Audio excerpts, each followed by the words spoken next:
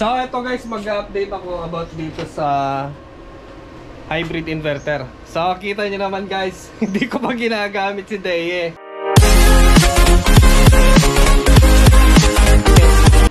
So ganito kasi ang problema. Wala siyang battery. Mahirap i-provide yung kanyang battery kasi nga napakamahal ng battery.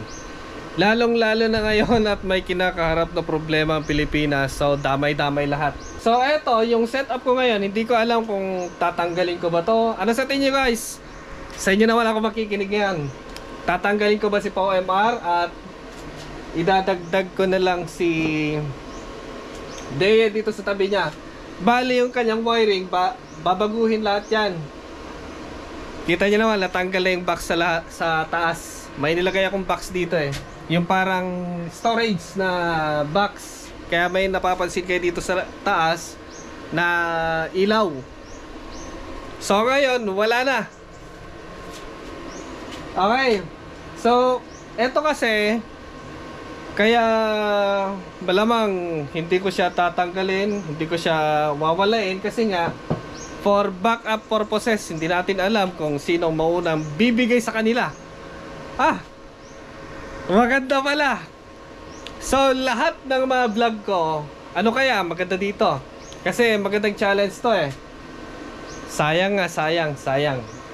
Kung complete set sana si Deye, eto na sana, nandito na sana, nakalagay na sana.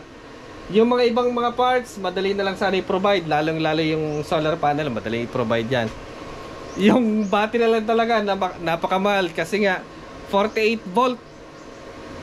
So eto, parang may naiisip akong maganda kaya to? Dalawa sila, so makikita natin kung sino sa kanila matibay. Sabagay, hindi naman natin pwedeng pagsabing gamitin.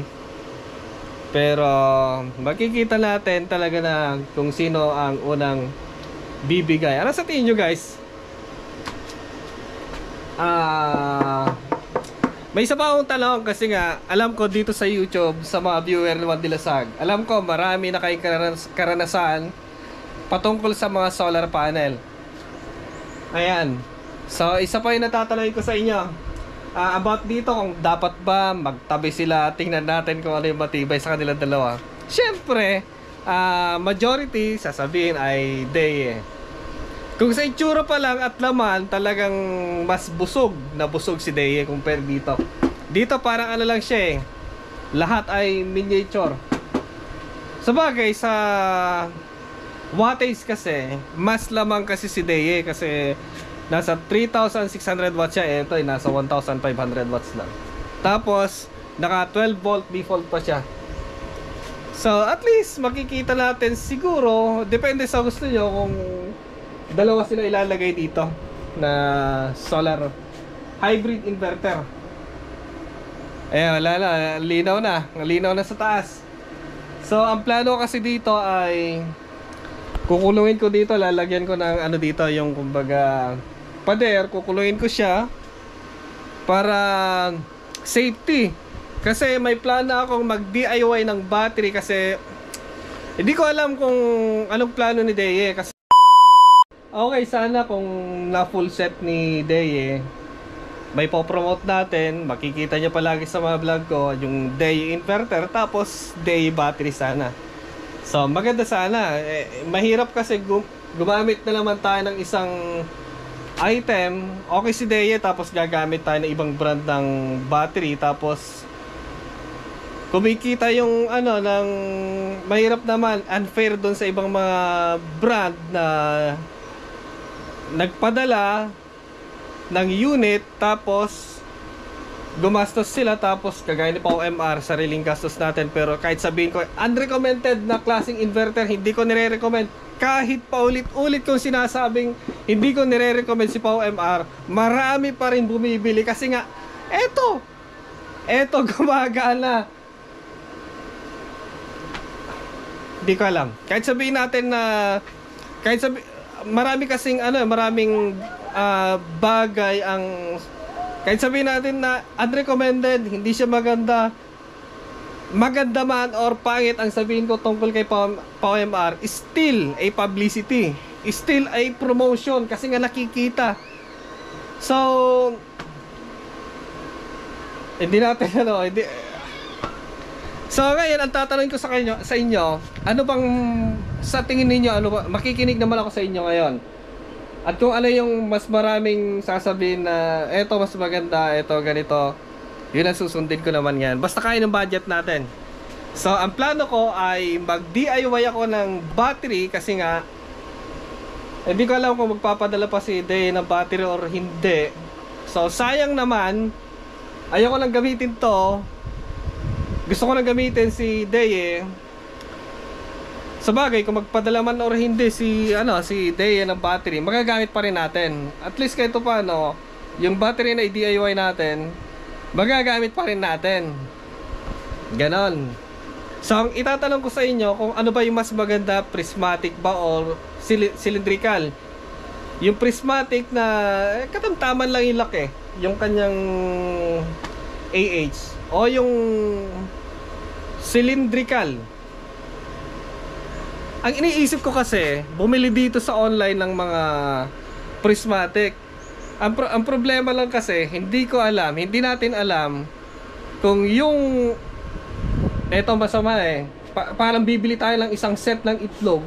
Hindi natin alam kung minsan hahaluan nila ng bugok na itlog, parang ganon. Hindi tayo nakaka-assure na talagang lahat yun ay maayos. So doon ako natatakot kasi hindi ako bibili ng buo na ganito kasi napakamahal. Ito pa lang ang presyo nito sa pinanggalingan niya. Yung original price niya ay nasa 38. Sabihin na natin nagbaba na siguro 35. Still mahal pa rin. Di mas lalo na kung 48 default yung kanyang battery, di mas mahal na naman. So yun ang pinag-iisipan ko. Kaya ako nagtatanong sa inyo guys, ano yung mas maganda kaya? Kung yung cylindrical na yung maliliit, yung 32 700 ba yun? Yung maliliit. Kasi kung prismatic at ibubuuin natin yung 16S, paano kung patay yung isa? Damay lahat yun Pero kung yung cylindrical na maliliit, yung hindi ako gagamit ng yung kumbaga mas, ang pinakamaliit na lang siguro ay 32 700 ba yun? Hindi ako sure. Yung maraming ganon, kahit sabihin na natin nahaluan siya ng bugok na isa, at least kahit paano, hindi lahat kumbaga yung bawat cell niya.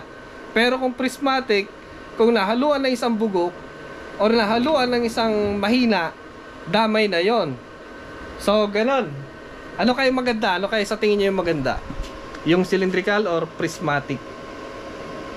Pinag-iisipan ko kasi. Kung sakasakali, pwede kayong mag-paste ng eto ano kaya? Sayang kasi si Deye, di palang binuo kasi para kahit to paano yung product niya palagi nakikita. Ngayon kung bibili tayo ng tatanungin, unfair kumbaga. Pasensya na guys kasi eto sa mga nagkukuhan kasi, mga content creator na kagaya ko, it's unfair kumbaga sa mga brand na nagpapadala ng ganito. Gaya niyan, bumili ako si Pound R. Unfair kumbaga kay Orient Power na talagang gumastos siya sa pagpapadala ng unit. Unfair. So sana maintindihan nyo guys. Basta ganun na lang. Basta kung ano yung sabihin ninyo, pag-isipan natin kung ano yung mas maganda. So dyan natin ilalagay. Tatanggalin ko yan. Babaguhin natin pati yung mga ganito, wiring. Tapos yung circuit breaker ay maglalagay tayo ng, so plano pa lang naman, hindi pa natin alam kung magmamaterialize.